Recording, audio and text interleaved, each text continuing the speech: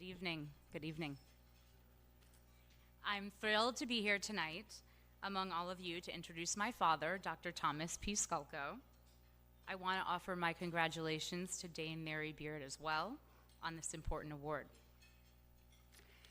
Tonight, I'm not going to go on about my father's professional achievements, which are remarkable, and in the dinner program, but rather a bit about his path, which many of you may not know, the role the classics have played, and why tonight's Arete Award is such a particularly meaningful tribute. What the Paideia Institute does, and what this award represents, Arete, is what my father has spent his life doing also, weaving elements of the classics into so much of what he does and seeking to share that with others, and more generally, seeking excellence, virtue, and fulfillment, Arete. He's never been all about one thing. He's been about many things. That is how he believes one is truly excellent. It has never been all orthopedics all the time. It's Bruckner and Wagner. It's concerts and operas everywhere. In Salzburg, Ravello, Hong Kong, Tanglewood, Budapest, Seattle. In fact, when we were kids, no matter where we were, Dad would ask around to see if any music was being performed. We've been to roadside theaters in Italy, gardens in Barbados, the Opera House in Sarasota, Florida. I think I was the only one of my friends who came back from a spring break beach vacation in 6th grade having seen 2 operas. It's Theodore Dreiser and Stefan Zweig. It's the New York Yankees and his grandchildren's hockey teams. It's American Impressionist art. And it's Latin and Greek. It's the stories we've heard from his time studying classics at Brown with Michael Putnam, a previous recipient of this award. It's the weathered copies of Cicero and Catullus he's shown us with his college pencil markings and underlinings. Dad has always been about the balance. He's also always been about both learning and sharing knowledge. Arete defines him, yes, but he also cares just as much about helping it define others, about the excellence, fulfillment, virtue of those around him achieving their potential. Yes, he's one of the best surgeons in the world. But I believe other doctors, fellows, residents, and there are many here from HSS tonight, will tell you that he's a teacher too. He cares about sharing what he's learned with those in his operating room and in ORs and lecture halls across the world. He partners with the American Austrian Foundation and was the first to work with them in the sharing of orthopedic knowledge with Eastern European physicians. He founded the International Society of Orthopedic Centers to bring orthopedic leaders together from all over the world. He created the Complex Joint Reconstruction Center at Special Surgery to improve outcomes and promote research for the most complex patients, and connected the center with the Stavros Niarchos Foundation, which does so much to share knowledge and encourage excellence. And SNF is also here tonight. He loves helping those around him become better in these professional ways, but in so many other ways too. What are they? You may be aware of my parents' philanthropy, their love of music and opera, their ties to Carnegie Hall or the Salzburg Easter Festival, but you may not know some of the others. Their commitment to supporting education and learning, helping others find Arete. They do this through their commitment to supporting scholarships in many places, through the Columbus Citizens Foundation, here tonight, at Brown, at Columbia University's College of Physicians and Surgeons. In fact, if I'm not mistaken, Mom and Dad have created a scholarship at Columbia for non-science majors applying to medical school. I think Dad would love it to be classics specifically, but that pool might be too small. You also may not know their commitment to Westerly, Rhode Island. the local library, the Performing Arts Center, the chorus, and their high school sweethearts, you know. They do these perhaps lesser known, but no less significant things to create opportunities for others, to allow more people to experience more things in the pursuit of excellence. Paideia does this too, in increasing access to the classics for all. And the classics have so much to teach us. One such lesson is that of equanimitas, calmness of mind. Ask any former resident at HSS. Dad has talked to him or her about equanimitas. I'm sure he said it to my brother Peter, also an orthopedist, in the OR. But I know he said it to him coming off the basketball court in high school, and he's definitely said it to me as I prepare to implement a change at my school, or in advance of an important board meeting, or something else hugely stressful. In fact, tonight would have been a pretty good time as I made my way up here for him to say, equanimitas, Saragenio, equanimitas. So, I give you a man who had me study 6 years of Latin, which I loved, someone who's never forgotten his roots, someone who cares deeply about the work Paideia does. And I want to congratulate my mom on this award as well. None of this happens without you by Dad's side. My brother Peter and I and our families are so proud and grateful for all you do, encouraging equanimitas and helping all of us achieve the very arete this award speaks to. Congrats on a well-deserved honor, Dad. Love you. Dr. Tom Sculco.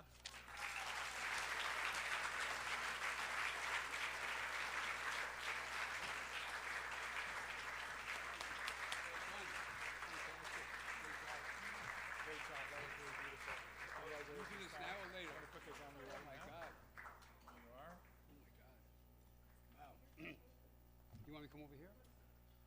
Photo op.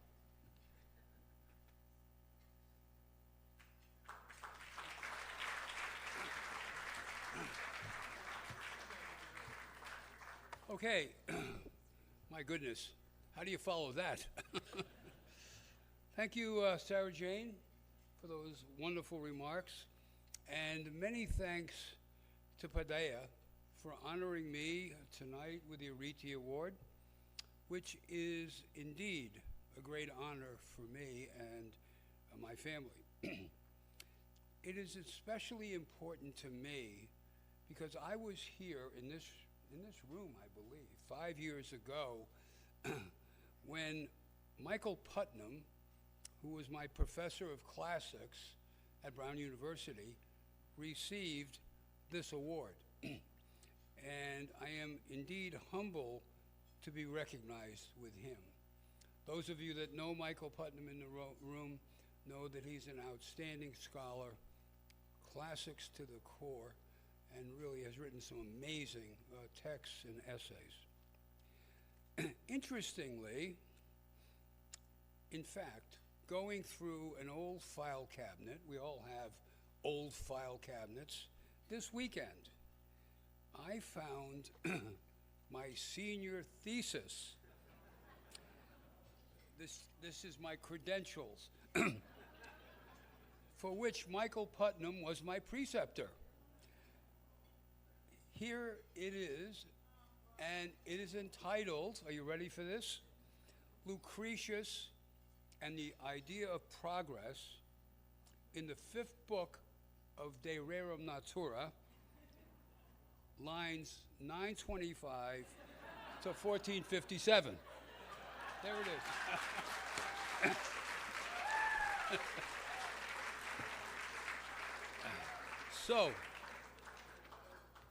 So I have some credentials.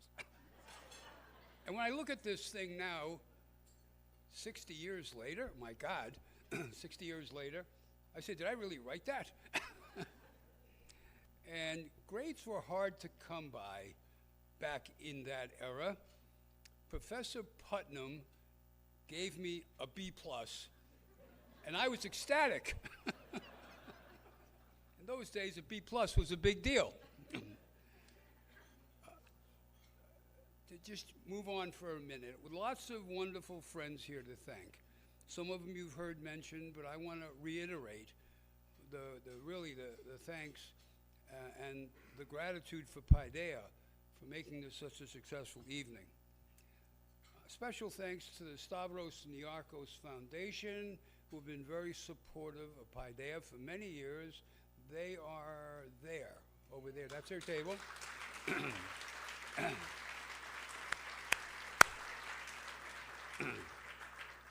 This is in their DNA, okay?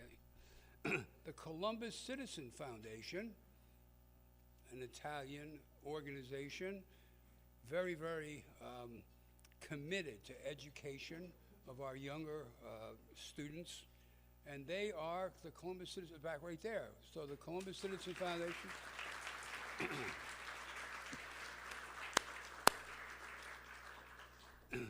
And scattered around here are many of my colleagues from the Hospital for Special Surgery.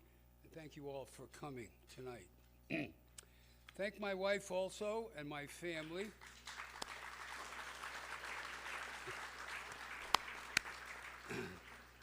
And my wife, Cynthia, who you've heard about earlier, who I was dating when I wrote this thesis. That's how far back we go. We go to the 8th grade, actually. Also, what is a real special treat tonight for all of us is having Professor Mary Beard here. So, Mary Beard's books, I've read 3 of them, are truly amazing, and she brings Roman history to life like no other author. So, wonderful to have you, Professor Beard. We are also very thankful and fortunate from the Paideia group because they are providing Mary Beard's latest book to all of us tonight, and it's signed. So that's amazing.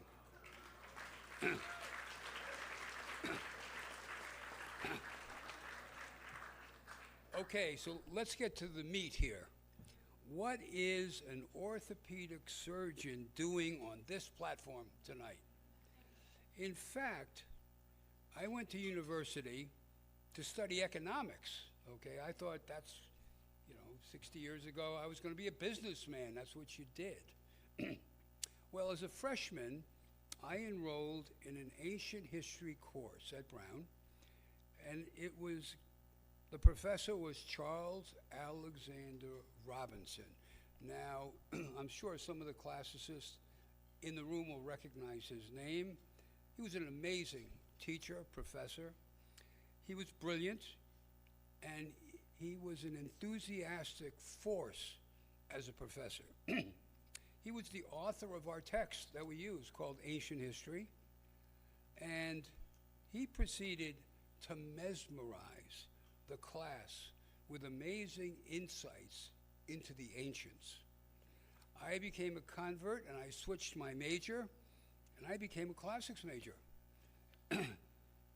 7 total years of Latin, 3 years of Greek, and many wonderful and exciting courses in ancient history, art, architecture, and literature. And of course, lots of battles, lots of assassinations, and many, many romantic trysts in the ancients. In fact, in the year 69 AD, and Professor Beard has written about this, 69 AD was famous because Rome had 4 emperors in 1 year.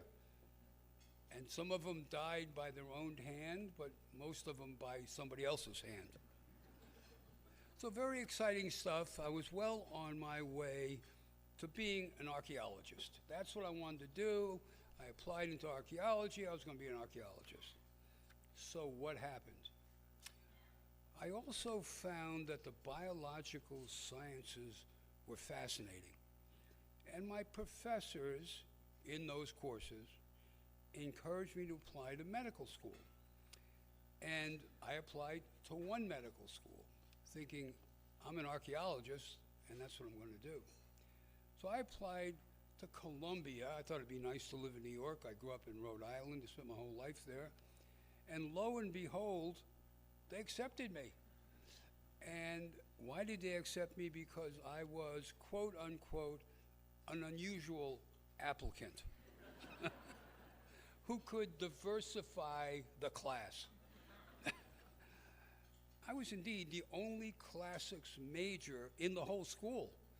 And there I was. So persevere I did, and I carried an important life message from what I had learned from antiquity. And my daughter mentioned this, and this is one word I hope everybody carries away tonight. The word is equanimitas. Equanimitas is what I still live by today. That means never lose your cool despite the turmoil and chaos around you. And Marcus Aurelius, another emperor that Professor Beard talks about, in 161 AD, Marcus Aurelius was a scholar, and he put it this way: "Thou shalt be like a promontory in the sea, against which the waves are always breaking, but the promontory stands fast and stills the waters that rage around it." The message there being, we all have lots of, let's say, chaotic things in our life, but equanimitas, that is the message of dealing with all those and never losing your cool, so to speak, as you go forward in life. How has my classical education helped me in my specialty of surgery? In many ways. Greek and Latin, yes, are helpful in medical terminology. Everybody always, when they find out I was a classics major, says, "Oh yeah, Latin and Greek, you can get the words right, the anatomical things." Yes, that's true.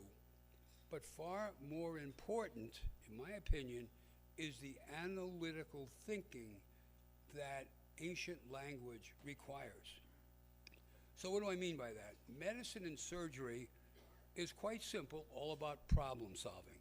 A patient comes to you, they have symptoms, they have findings on physical examination, they have abnormal laboratory tests, abnormal x-ray tests.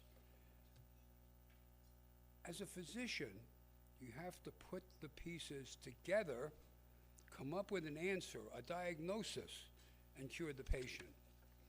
It requires problem-solving skills not dissimilar from translating a 30-line sentence from Cicero, where the subject's at the beginning, the verb is somewhere in the middle, and 10 clauses have to be rearranged and solved. So it's the same mental discipline.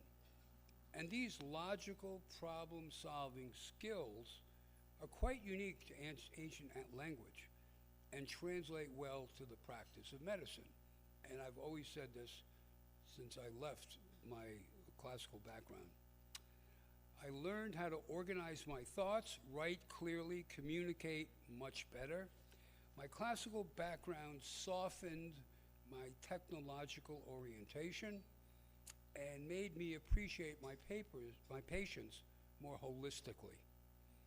I was fortunate to experience the works of so many great thinkers, playwrights, philosophers, scholars like Professor Mary Beard, continue to share their knowledge and insights with us and enrich our lives.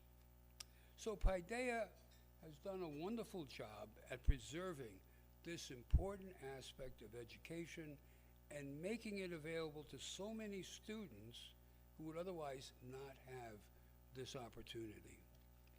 I thank all of you for making their incredible vision a reality and preserving this vital part of our civilization.